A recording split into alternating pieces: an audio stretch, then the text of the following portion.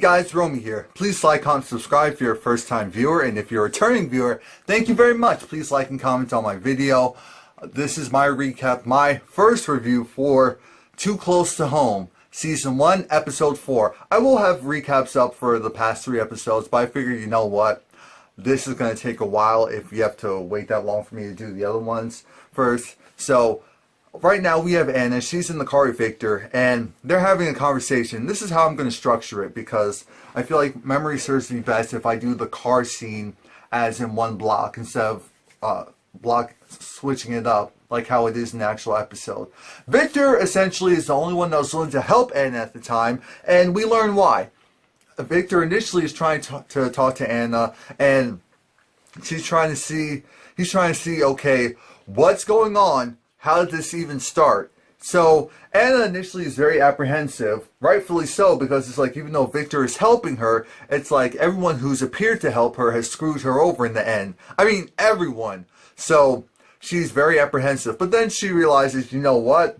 This guy's the only one that's actually done something for me, and really doesn't, and he's taking the heat for doing so. So let me just go and tell him, say my story, tell my piece, and then that's it. Don't ever speak it again. So here's how it goes. Anna originally met the president, well, of course, while she was working there, and she was doing a, I think a tour, a White House tour for kids or something, and the president wanted her to come over here, and he was like, tell me all the names. And it was all the names of either the past presidents or the actual kids that were there. Now, while she was speaking to him, what ended up happening is his hand was on her back. It slowly crept down to her butt, and it stayed there.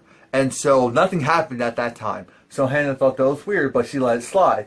Now, the next time that they met, he was pretending like he needed, because originally also with that conversation, the president was like, she was like across the room or something. She was like, oh, I can't hear you. So then she started to yell out what she was saying. She was like, no, what are you doing, girl? Come over here and whisper it to me.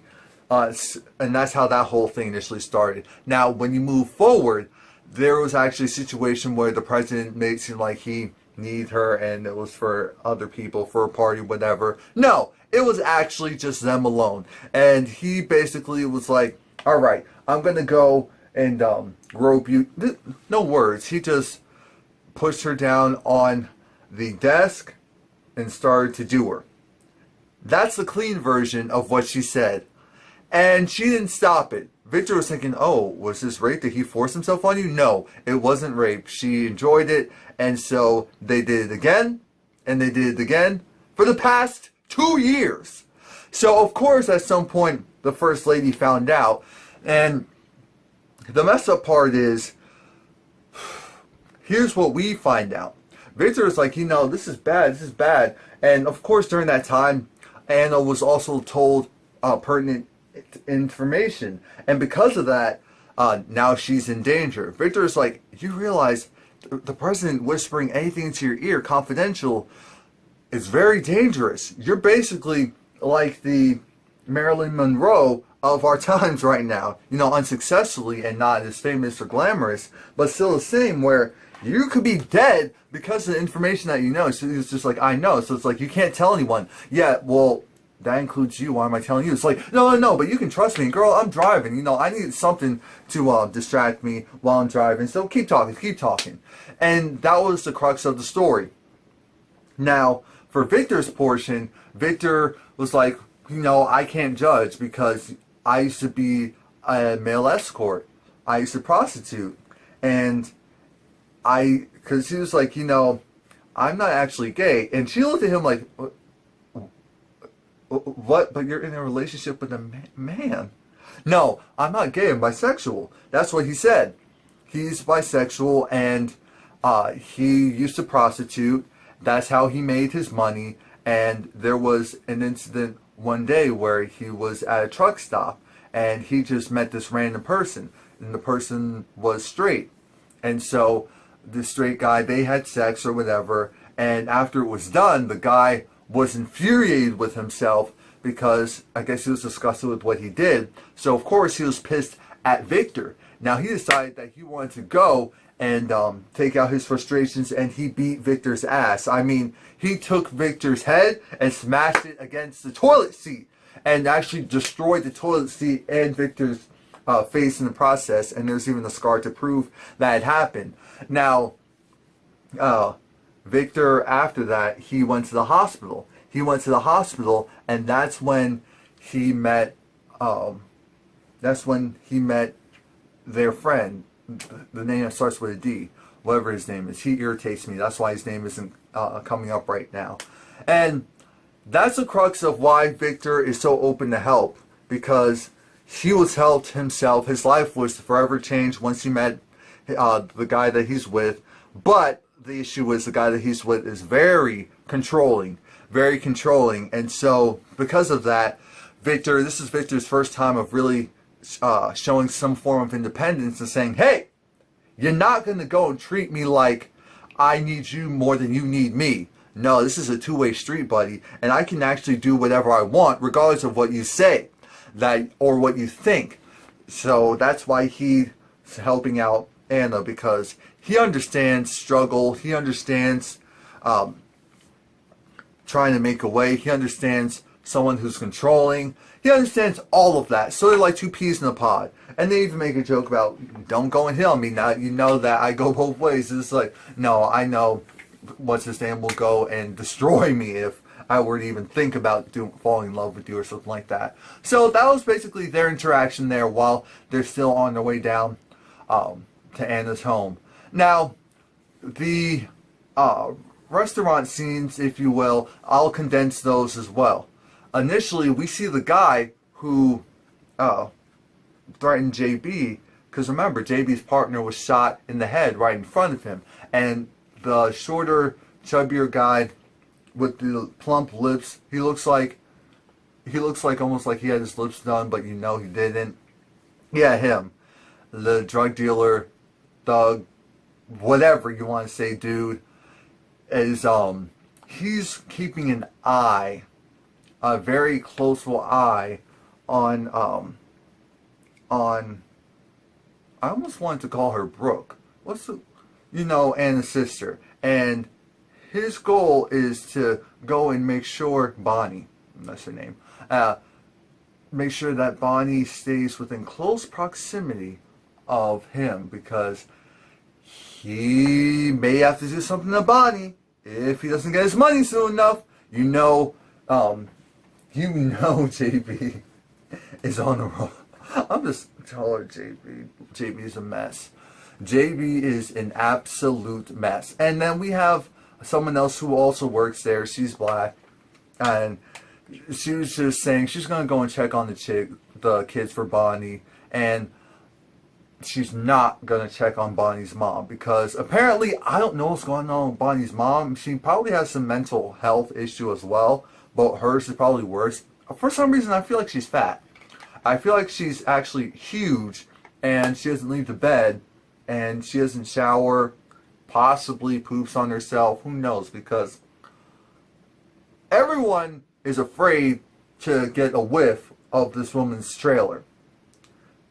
You can't even open your windows because of the fact that you'll die if you get a whiff of what's in her trailer. So that says a lot. Remember, the Bonnie's nephew threw up when he came out of the trailer, so that says a lot. And he also came by to get the food for his siblings and also his cousins.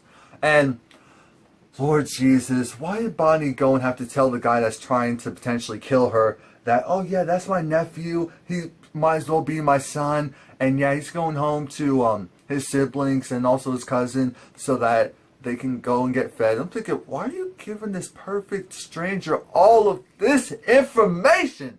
Come on now. Come on now.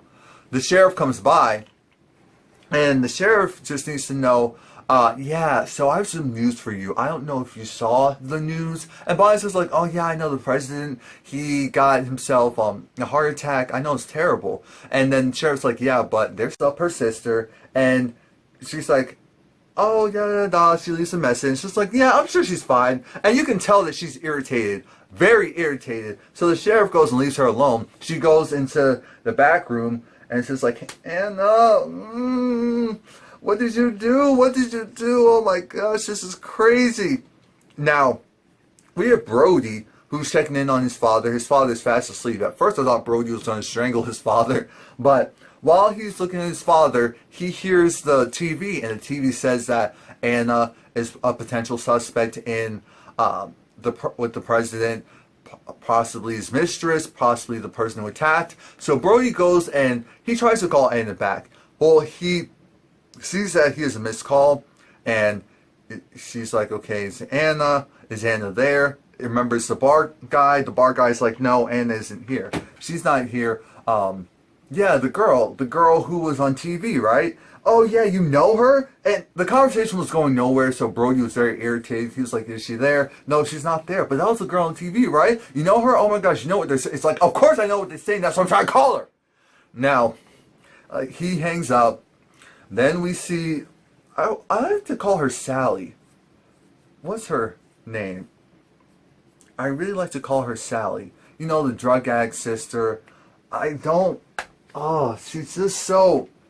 She gets on my damn nerves. That's why I don't like her. Anyway, she's with Rick. It's funny how I forgot her name, but I know her boyfriend's name. Rick, who's just as bad of an addict as her. Rick, she's telling Rick that... Because Rick doesn't believe her. Rick knows that she's an addict, that she's a liar. It's like, you got all of this money just... What the heck is that? All of this money just from the lottery, from you doing the scratch off?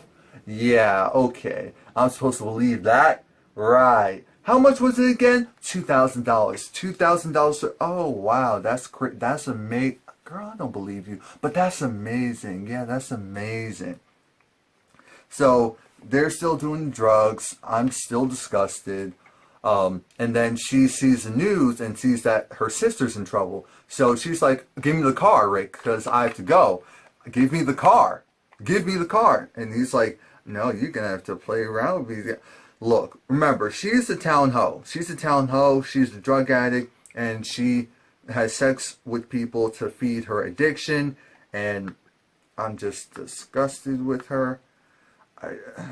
She's just... Ugh. It's just gross. Like, I just want to give her a shower.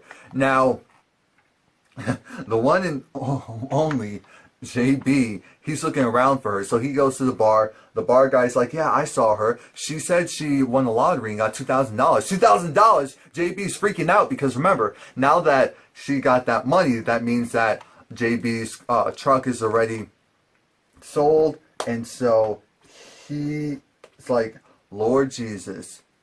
Or no, maybe JB was more so thinking that the drugs that were in the truck were what were sold. But anyway, he's freaking out. He needs to go and find her because this is no good. And aside from that, we get past that. Oh yeah, and it's like, of course he was with Rick, so he's going to now go over to Rick's place. But regarding Anna again, Victor made another good point. Victor said, you know, the president's in great shape. He wouldn't just have a heart attack. That doesn't make any sense, Anna. And of course, Anna was getting defensive because maybe she was thinking that Victor was implying that she was the one that did it. No! What actually happened was that Victor's trying to tell you, girl, you've been set up. You've been set up!